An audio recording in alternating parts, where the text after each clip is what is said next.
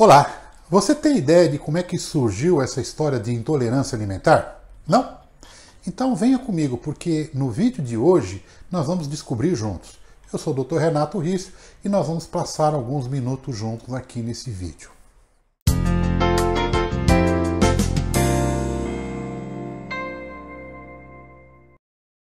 Para que possamos entender o que ocorreu para que nós tenhamos esse tipo de reação, sensibilidade, a gente vai ter que fazer uma viagem no tempo. Vamos voltar para cerca de uns 40 milhões de anos atrás. Por incrível que pareça, nós vivíamos nas árvores. Nós comíamos principalmente folhas de árvores e outras plantas de duas folhas, que são conhecidas na biologia como as dicotiledôneas, juntamente com o fruto dessas plantas. Por outro lado, nós tínhamos outros animais que eram o quê? Pastadores, eles pastavam. Esses animais que pastavam comiam plantas de folhas únicas, conhecidas como monocotiledôneas. Então, como as gramíneas, né? E suas sementes, por exemplo, o trigo. Nossos intestinos, bem como os micróbios dentro deles, evoluíram de uma maneira muito diferente daqueles micróbios dos animais que pastavam. Portanto, cada um acabou evoluindo de forma diferente na digestão de proteínas vegetais, que são conhecidas com o nome de lectinas, e que compreendiam a maioria das dietas de cada um desses dois grupos, animais e os homens. Em outras palavras, o microbioma de um comedor de grama evoluiu para digerir as lectinas e outras substâncias das monocotiledôneas, enquanto um comedor de folhas de árvore evoluiu para digerir as lectinas e outras substâncias das dicotiledôneas. Olha que coisa interessante. Hoje é o dia dos nomes, gente. Hoje entendemos que quanto mais tempo se fica exposto a um composto, mais tolerante a ele você se tornará. Veja bem, pequenas exposições alérgicas propiciam uma pequena dose de um determinado alérgeno até que você não seja mais alérgico a esse alimento ou a essa substância. Muito bem. Agora, no caso das lectinas, o prazo necessário para que se pudesse adquirir a capacidade de tolerá-las e tolerar certos compostos não foi caso de semanas ou meses, não, foram milênios. Ao longo de 40 milhões de anos, os micróbios que agora consideram o nosso corpo como o seu lar e podem facilmente digerir as lectinas das dicotiledôneas foram transmitidas de geração para geração. Do mesmo jeito, os predecessores das vacas, das ovelhas, dos antílopes e dos animais que pastam tiveram milhões e milhões de anos para se desenvolver e passarem a ter uma microbiota intestinal que tenha uma capacidade de lidar com as plantas monocotiledôneas. Dá para sacar a diferença, gente? Então, para a microbiota intestinal digerir e eliminar essas lectinas, e se por acaso elas não puderem digeri-las, pelo menos pode-se sinalizar para suas irmãs mitocôndrias e o sistema imunológico que tudo está bem, que esses compostos são familiares e não representam uma ameaça. Afinal de contas, a microbiota está encontrando com elas por milhões e milhões de anos. Entendeu a coisa? Agora, se a microbiota intestinal não evoluir para se acostumar com esse determinado composto, ela vai enxergá-lo como sendo uma ameaça. E é claro que vai avisar tanto mitocôndrias quanto o sistema imunológico de que um problema está se formando. E diga-se também de passagem que é nessa hora que uma boa parte do nosso envelhecimento desnecessário e totalmente evitável começa a se iniciar. Quando eu falo de envelhecimento, né? Nesse momento você deve estar se perguntando, tá, mas quais são os compostos das monocotiledôneas que são tão problemáticas para a microbiota intestinal de nós, seres humanos. Bom, como eu já falei, os compostos que criam mais problemas para a microbiota são chamadas de lectinas. Elas são um tipo de proteína pegajosa que as plantas produzem e que tem uma finalidade. Elas servem para uma defesa da planta contra os seus predadores. Tenha em mente que da mesma forma que a gente e os nossos amigos aqui dentro do nosso intestino, as plantas querem viver o suficiente para poder passar o seu DNA para a próxima geração. A vontade é a mesma, gente.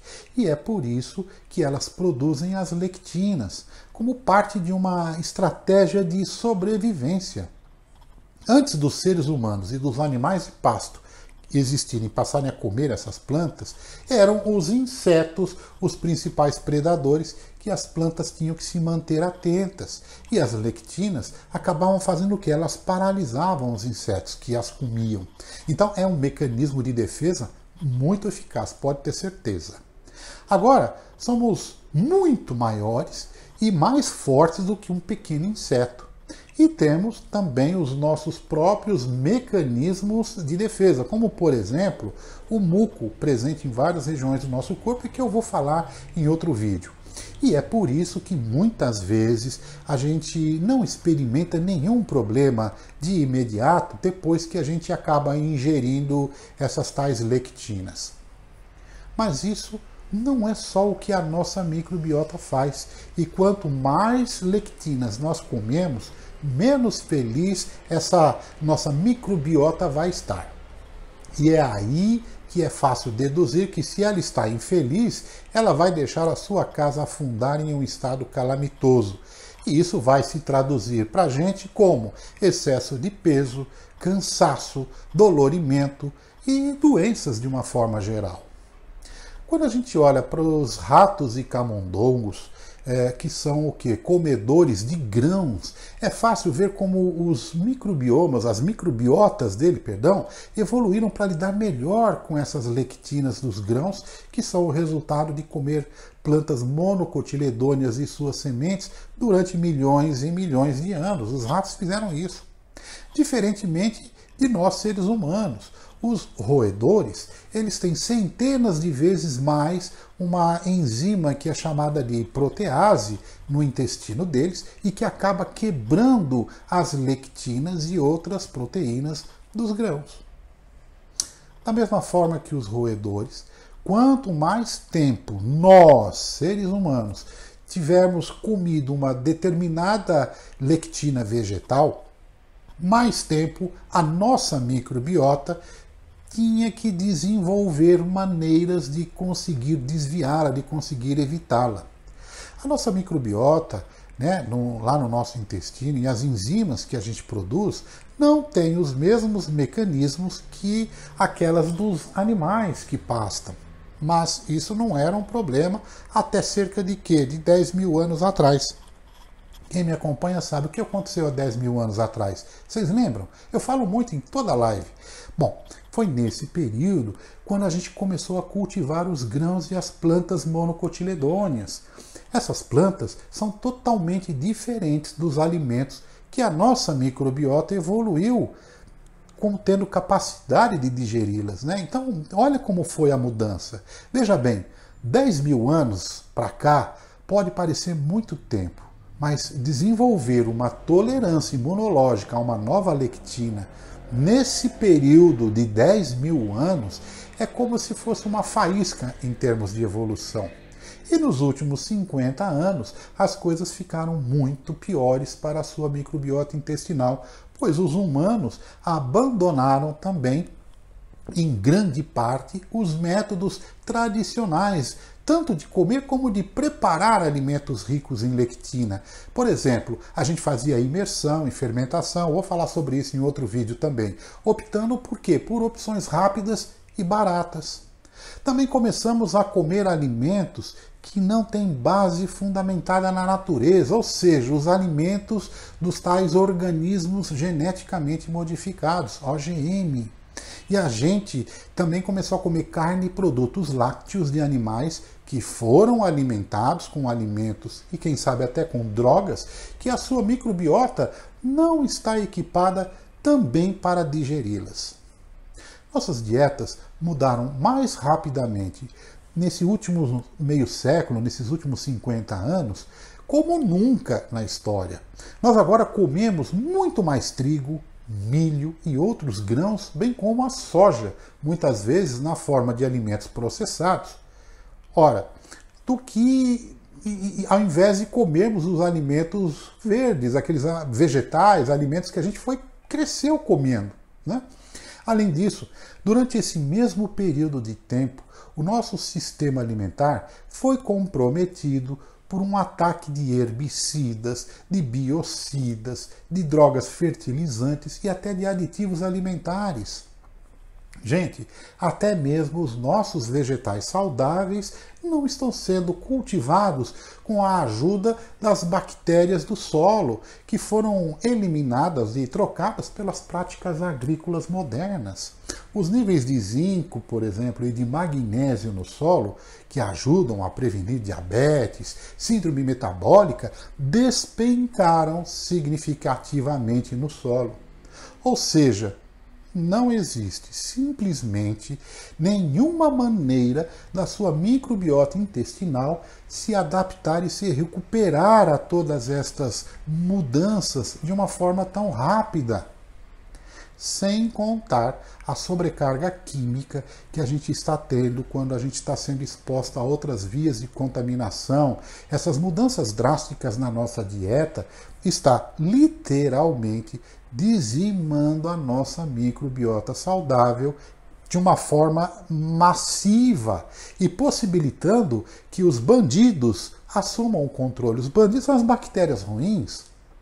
Então, quando ouço algumas defesas em prol de determinados grupos alimentares, tipo os grãos, tendo como base apenas aquilo que foi preparado pela indústria para se falar, sem entender todo este processo evolutivo, eu me vejo como um privilegiado por ter esse conhecimento, porque esse processo é muito importante. Quer criticar, critique, mas entenda a evolução do ser humano e o porquê de tantas doenças crônicas que estamos vendo atualmente. Mas e você? Me conta aí, como é que você enxerga tudo isso que eu falei? Gostou desse vídeo? Então faz o seguinte, deixa a sua opinião aqui nos comentários. Se achou esse conteúdo interessante, assine o canal e ative o sininho de notificações. Eu vou ficar muito contente. E ativando o sininho, você também será avisado toda vez que a gente tiver um conteúdo novo aqui no canal. Tá bom? Eu vou ficando por aqui. Um beijo no coração e até o próximo vídeo, se Deus quiser.